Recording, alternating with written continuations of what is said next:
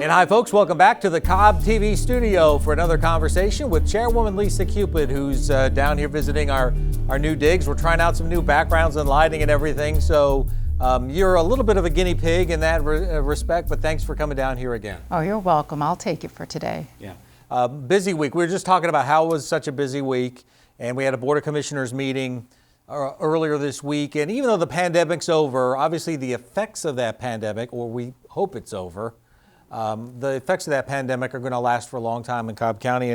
And one thing that the board approved was some early funding with the American Rescue Plan for food insecurity in the county. And why was it so important to jump on that very quickly? Yeah, thanks for asking.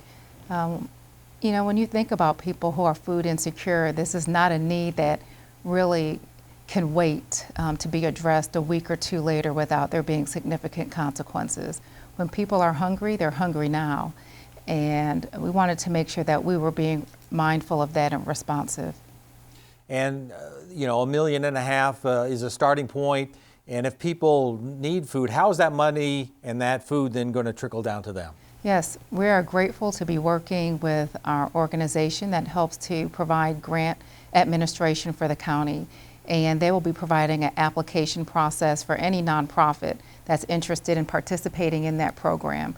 And so we encourage any organization that has been involved in helping to feed the public, particularly in response to the pandemic, to please look out for more information from the county so they can learn how to apply. Right, and as soon as that information is available, we're still working on some things involving that program. We will obviously put it on cobbcounty.org and all our social media platforms as well. We have a lot of money there and a lot of work still being done when it came to the rental and utility assistance for those who are facing some hard times because of the pandemic.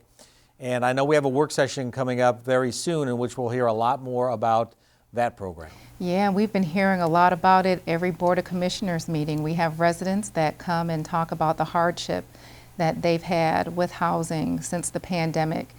And we certainly are our hearts are certainly pricked when we hear from residents, because we want nobody in our community to be suffering and we don't want anyone to go without housing. But you know, we're very fortunate to receive a significant amount of funds, but the reality is there's a process to get those funds out. So we're trying to do the best that we can to work with our nonprofit community to help residents. And we're fortunate that we just passed a 25% threshold of getting those funds out, which we received about $22 million. And while it's not as quickly as some would like, this is, you know, record-breaking numbers for a lot of these organizations and being able to help many families across the county. Right, and we got some breaking news this week, compliments of our Chief Magistrate Judge, Brendan Murphy, who said the moratorium for evictions has been extended yet another month through the month of July. And just speak about the Chief Magistrate. You've had a lot of meetings with him and what he's doing to try to mitigate what are going to be some hard times ahead for not only people in his office, but those affected by the eviction. You know, Cobb County is very fortunate to have our magistrate judge, Brendan Murphy, in office, who certainly has to be mindful of the interest of landlords as much as tenants, but he's been able to see how he can play a part in helping those that come before him and the other magistrate judges. And so we hope that through working with his office and looking at the flexibility of our ERA funds, that we can be even more responsive as people come through the courts to make sure that we can apply funds as readily as possible so people can forego the eviction process and, again, keep a roof over their head. So obviously a lot of people with hundreds of eviction cases pending in his court. Judge Murphy's put out some FAQs, some information on what the extension of the moratorium means and where we go from here. And that is on the front page of the website at cobbcounty.org, because as you know, there's just been a lot of questions from a lot of people. There certainly have been. And, you know, at our last Board of Commissioners, it was a request even that the county would extend the moratorium. And I'm grateful for the responsiveness of the president, because what it does is recognize that local governments just received these ERA funds, and we are working feverishly to get those funds out. But not only do our organizations, but the residents need time too to be able to receive those funds so they can be applied towards any outstanding payment. And it doesn't end just with that money. I mean, at your request, I know we worked with the Sheriff's Department and some of the folks in the Police Department to come up with a pretty comprehensive list of agencies that are able to support people, even if they're not eligible for the ERA money or if that ERA money runs out. Yeah, I mean, I could boast about a number of our partners, and our sheriff is another one who also is sensitive to the challenges that a lot of our residents are having, again, in face of the pandemic. And he has been quite helpful in sharing resources with residents who are going through the evictions process so that they are aware of who they can reach out to for help at a very critical moment. And we've been talking a lot about meetings that are happening and meetings that in this building, but you've been able to get out of this building at least part of this week as well and go on the road. You just came from a meeting with some multicultural leaders in the county, and what was that all about, and why did you decide to hold that meeting? Yes, I'm grateful I did because it came on the heels of us canceling the International Festival once again because we were unsure of what would happen with the pandemic. But what I was fortunate to be able to do was convene a lot of leaders from international communities here in Cobb to talk about how we can work together and to address other needs that they may have beyond the very festive occasion of having the festival every year. And I was quite pleased by just the level of energy in the room, that they were excited about being able to come together as a larger community. And I think we'll see a lot come out of that meeting and hopefully other meetings to follow. And in fact, that meeting isn't closed to those who were there. So if there's anyone who is in leadership of an international community that wants to be a part of that, by all means, please reach out to my office.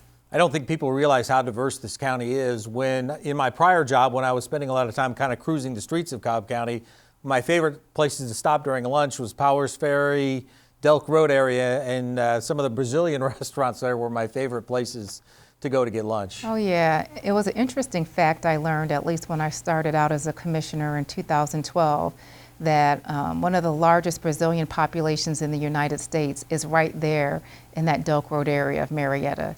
And so as you shared, we do have a significantly diverse community, and I think recognizing them enables us to, again, reach that goal of being inclusive of all the diverse populations within the county. Summertime's a time when a lot of us think about taking vacations, kind of powering down a little bit. Now that the pandemic's over, I know a lot of my friends who are traveling, but for us in the summer, that means budget times. And that means a lot of meetings, more certainly for you than me, but describe what's going on with that and your first challenge as chairwoman, kind of putting together a budget. Yeah, thanks for asking. Sort of. You're right. You know, during the last time we met, I talked about, the differences between being a commissioner and being a chair. As a commissioner, I'm providing input or feedback to the budget. As a chair, you're responsible for presenting the budget. And, I'm doing my best to be as mindful to all of the needs of the county within a very constraining time period of us coming off of a pandemic. And so we've had a number of meetings with staff, with our elected officials across the county and within the board to see how we can best put forward a budget that allows us to address as many needs as possible without raising our millage rate. And so that's something that I think residents can anticipate, is that we're going to keep the millage rate the same. And when it comes to the budget and setting the millage rate, there's public hearings. So if anybody is out there and wants to chime in on the process, we'll be advertising those meetings and they'll be open. Yes, they will. There should be at least 2, if not 3, opportunities for the public to weigh in. Yeah. And so, that's a busy time for us. Cobb's a little bit different than a lot of jurisdictions where our fiscal year starts on October 1st. So I think the July meetings are when we vote on the millage rate and the budget, and usually during the same meeting. Yes, you're exactly right. And for those of you who've been following our budget process over time, it wasn't always that way. We staggered the consideration of the millage and the budget. But it is very helpful to have those 2 decisions coincide with one another so we can see how the determination of that millage impacts our planning for the next fiscal year. Right, and there'll be a lot of information on our website as we get closer to that time for the public hearings and the adoption of the upcoming budget.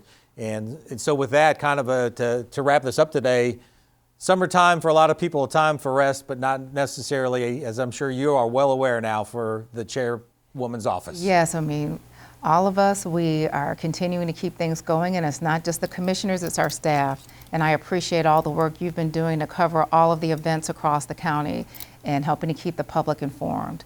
One thing that I'm not going to stop informing the public about is just the need for us to continue to get vaccinated. I would like to see our numbers go up so that we can get closer to the 70% goal across our nation, but Cobb County is a ways off, and in my last video I shared, we were at 38% of our population being fully vaccinated. So if you have not taken the opportunity to get vaccinated, please do.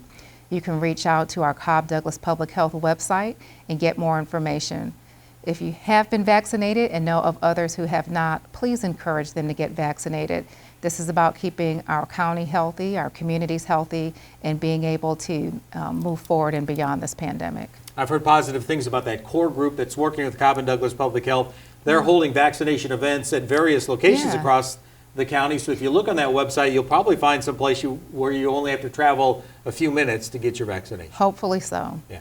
Appreciate you coming in again for episode number 2 of your visit here to Cobb TV, and hope the upcoming week is smooth. Thank you. Appreciate that, Ross, for you too. Yeah. Thank you. All right. Take care.